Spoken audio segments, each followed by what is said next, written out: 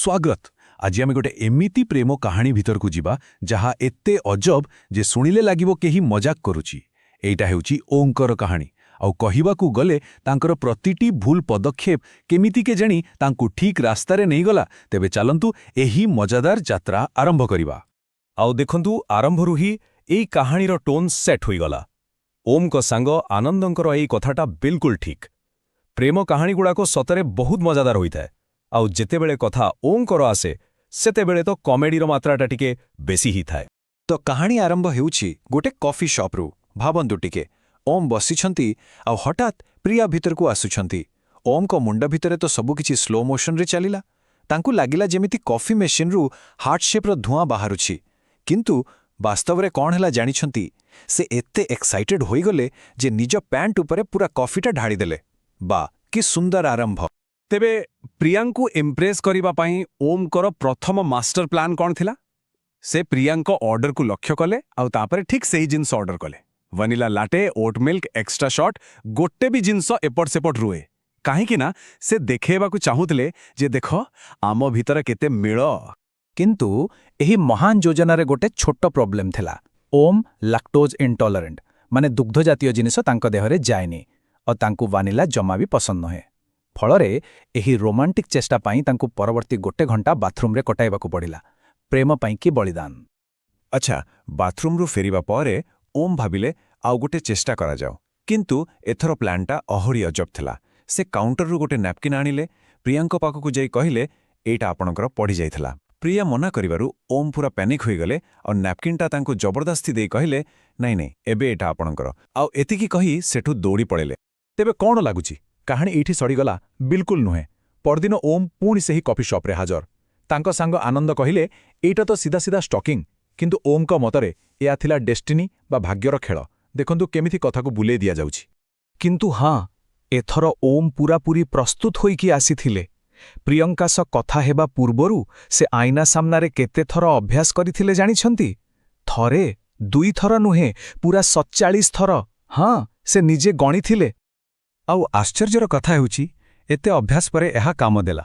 से बहुत सुंदर भावरे कहिले, हाय मु ओम आउ मु साधारणतः एते अजब नुहे, किंतु आपण मते एक भल उपाय नर्वस करि देउछंती। वाओ।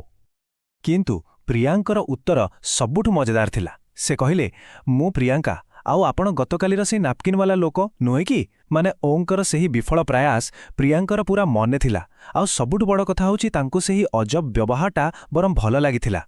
तापरे तो सेमानंकर कथाबार्ता आरंभ होला पूरा 2 घंटा धरी। प्रिया जहा भी कहिले तांकू पसंद, जेमति कि हाइकिंग, बही पढ़िबा, खराब बॉलीवुड फिल्म, ओम सबुथिरे मुंड हलेले। हाँ मते भी। से एपरिकी कहिदेले जे तांकू हाइकिंग बहुत भल लागे। जदिओ सत कथा होची निज कार पर्यंत चलीगले भी तांकू हालिया लागे। आउ सेही छोट मिछटार परिणाम बहुत बड़ थिला। कारण सेमानेकर प्रथम डेट केउठी थिला जानिचंती? गोटे 3 घंटार पहाड़ चढ़ारे। आउ आम ओम एथिपाई बिल्कुल भी प्रस्तुत नथिले। जेमिति सेमिति करी से पहाड़ उपरे तो पहुंची गले। आउ सेठी पूरा हालिया होई निश्वास नहीं न पारुथिबा अवस्थारे से निज मन कथा कहिबाकू चेष्टा कले। तांको पार्टीरू केमिति बाहरला जानिछंती? मु तुमको हाँ भल पाए। एहार जवाबरे प्रिया जहा कहिले ताहा तो आहुरी मजादार। से बहुत शांत भावरे कहिले, ओम आमर तो गत सप्ताहरे ही देखा होईछि। बोधवे एकथा सेतेबेले कहिबा भल हबो जेतेबेले ठीकरे निश्वास नहीं होथुओ। की कॉमेडी। तेबे सांगो आनंदंक हिसाब रे एइटा थिला गोटे सीधा सड़क रिजेक्शन। किंतु आम ओम को आशावादी दुनिया रे एहा रिजेक्शन नुहे, बरं पोस्टपोन्ड बा स्थगित रखा जाइथिला। की पॉजिटिविटी। ठीक 1 मास परे ओम निष्पत्ति नेले जे से एबे प्रियांको ऑफिशियली गर्लफ्रेंड हेबा पई पचारिबे। आउ एथिपाई से सेही पुराना कॉफी शॉप को ही बाछले जोठू सबु किछि आरंभ होइथिला। किंतु एई गोटिए सरल प्रश्न पचारिबा पई से केते प्रस्तुति करिथिले कहिले? से पूरा 8 पृष्ठार गोटे भाषण लिखिथिले। तांको सांग आनंद तो याकू भाषण नुहे बरं थीसिस बोली कहथिले। तेबे जेतेबेले ओम निजर सेही थीसिस पढ़िबा आरंभ कले, प्रिया तांको अधारू अटकेई देले। ओम डरी डरी प्रश्नटा पचारि देले। आउ प्रिया हसी हसी कहिले, मु तो भाबुथिली मु आगुरु ही तुम गर्लफ्रेंड, आमे तो गोटे मास हेला डेटिंग करूछे, तुमे बोका। भाभी पारुचंती ओम गोटे मास हेला रिलेशनशिप रे थिले और तांकू निजुको भी कथा जणा नथिला।